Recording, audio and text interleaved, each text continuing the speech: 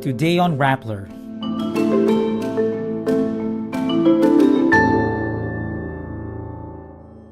Isang larawan sa isang lamesa na puno ng pera. Lahat po ng pera na yon ay para sa bycam ni Kong Zaldy. 519 million na may 20% proponent noong 2022. Former Bulacan Chief Engineer Henry Alcantara says he delivered kickbacks to ako Bicol Party List Representative Zaldy Co. Alcantara says he channeled kickbacks to Senators Jinggoy Estrada, Joel Villanueva, and Bong Revilla. Brice Hernandez says all DPWH projects in the 1st District of Bulacan from 2019 to 2025 were substandard. Why are you so protective of the Discayas? Why are you so protective? Senator Panfilo Lacson questioned Senator Marcoleta as they argued about the Discayas bid to become state witnesses. And the International Criminal Court charges former President Rodrigo Duterte with crimes against humanity. Former Bulacan Chief Engineer Henry Alcantara says he delivered kickbacks to ako Bicol Party List Representative Zaldy Co. Alcantara, known to his subordinates as Boss Henry, made the revelations before the Senate Blue Ribbon Committee. Ang pambayad para kay Kong Zaldy ay nanggaling sa mga advances mula sa kontratista, pero hindi na alam ng mga kontratista kung para kanino ang advance na yon. Ang pera na nakalaan para kay Kong Zaldy ay dinadala sa akin. Ako naman po ang nagdadala o naghahatid na hinihinging porsyento ng Kong Zaldy sa iba't ibang tao niya. Hindi ko po siya na-meet during pagdadala. Ang tao niya po ay may alias lang Paul at Mark. Isang larawan sa isang lamesa na puno ng pera. Ito ay sa conference room ng lumang opisina namin.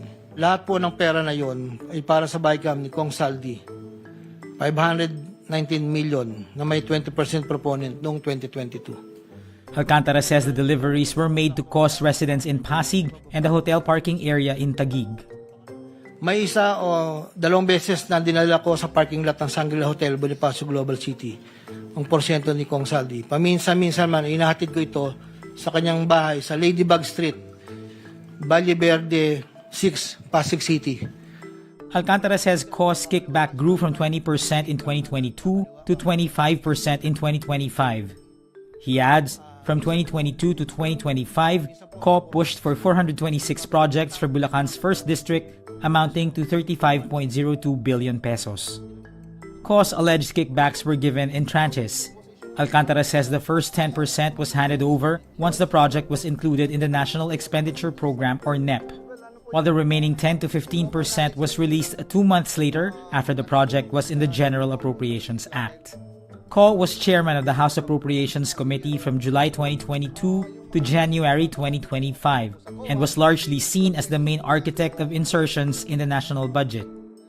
Speaker Boji D revoked the travel clearance issued to Co by former Speaker Martin Romualdez and ordered his return to the Philippines within 10 days. Co has been in the US supposedly for medical treatment. Dismissed Bulacan Chief Engineer Henry Alcantara confirms channeling kickbacks to Senators Jinggoy Estrada, Joel Villanueva, and Bong Revilla. Estrada and Villanueva had earlier been implicated by Alcantara's subordinate Brice Hernandez, but this is the first time Revilla is mentioned. Alcantara says he did everything upon the instructions of Roberto Bernardo, a former Undersecretary of the Department of Public Works and Highways who has yet to appear in any of the congressional hearings. Alcantara's affidavit shows how kickbacks were funneled by contractors to congressmen and senators, establishing a link to as high up as former House Appropriations Committee Chairman Zaldy Co. Ang kasunduan ay 25% para sa proponent. Ang proyekto ayon kay Yusek Bernardo. According to Alcantara, there was a 300 million peso insertion in 2024 for Revilla, who at the time was about to run for re-election in 2025. The insertion became 3 projects amounting to 100 million pesos each, all flood control structures in Plaridel, Bulacan. Alcantara claims he increased the kickback to 30% on Bernardo's urging. Henry, kay Sedbong yan, baka gusto mo tumulong sa kanya. Dagdagan mo ang proponent ko na bahala. Alcantara also alleges that in 2024, there was a 355 million peso insertion for Estrada. These were 7 flood control structures in Hagonoy and Malolos with an alleged 25% kickback to the proponent alleged to be Estrada. Wala po akong direktang transaksyon o direktang pakipag-ugnayan kay Senator Jinggoy. In 2022, Villanueva allegedly asked for multipurpose buildings worth 1.5 billion pesos. But Alcantara notes there was only 600 million pesos available. Hindi ito na pagbigyan, kaya napilitan kaming gumawa ng paraan ni Yusek Bernardo. Hindi humingi ng partikular na proyekto o porsyento si Senator Joel, pero inutos ni Yusek Bernardo na bigyan na lamang ng proyekto na may katumbas na 150 million na proponent. Alcantara says they requested 600 million pesos from unprogrammed appropriations in 2023, corroborating what Brice Hernandez earlier said. Ang halagang 150 million dila ko sa rest house sa Barangay Igulot, Bukay, Bulacan, na iniiwan ko po sa tao niya na ang nagangalan lang pong Peng. Sinabi ko kay Peng na pakibigay na lang kay boss, tulong lamang yan para sa future na plano niya. Hindi po nila alam na doon galing yon sa flood control. Former Assistant District Engineer Brice Hernandez says from 2019 to 2025, or the last 6 years, all Department of Public Works and Highways projects in the 1st District of Bulacan were substandard, or at the very least, under-designed. Wala pong tumama kung ano po yung nakaspecify sa plano. Hindi po na-meet lahat yun. At lahat yan may porsyentuhan. Lahat po, Your Honor. When asked by Senator Bam Aquino if they ever had a project that was properly implemented, Hernandez replied, none. Senator Erwin Tulfo lashed out at Hernandez for knowingly endangering lives.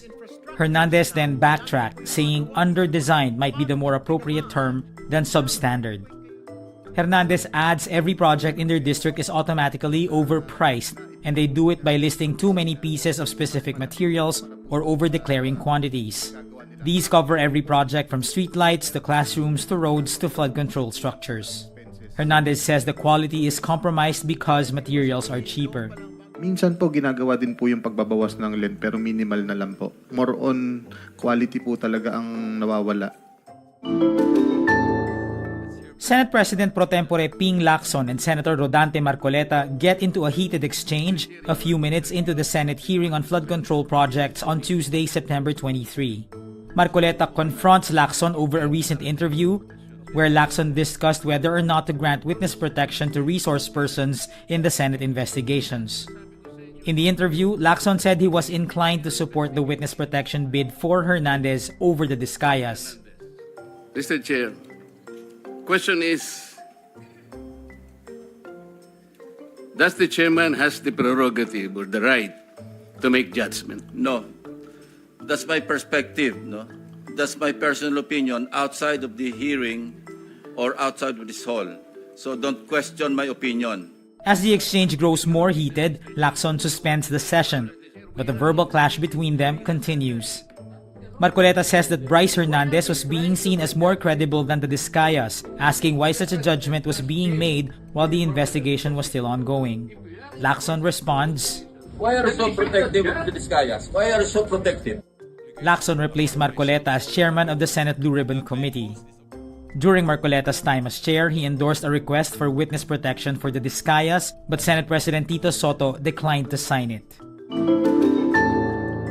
International Criminal Court prosecutors led by Deputy Prosecutor Ma'am Mandiay Nyang charged former President Rodrigo Duterte with crimes against humanity committed when he was Davao City Mayor and later when he was President. In a 15-page filing with the pre-trial chamber, Nyang says Duterte was criminally liable for the murder of 19 victims as a crime against humanity during his mayorship of Davao City from 2013 to 2016, for the murder of 14 victims labeled high-value targets as a crime against humanity during his presidency from 2016 to 2017, and for murder and attempted murder of 45 victims as crimes against humanity in barangay clearing operations across the Philippines from 2016 to 2018. The document also recounts details of Duterte's Davao Death Squad, which he mobilized to kill alleged criminals during his time as mayor. And that's today's wrap. I'm JC Gotinga. Thank you for watching. Click the link below for the full story. Follow us on Raptor's YouTube, Facebook, X, Instagram, and TikTok.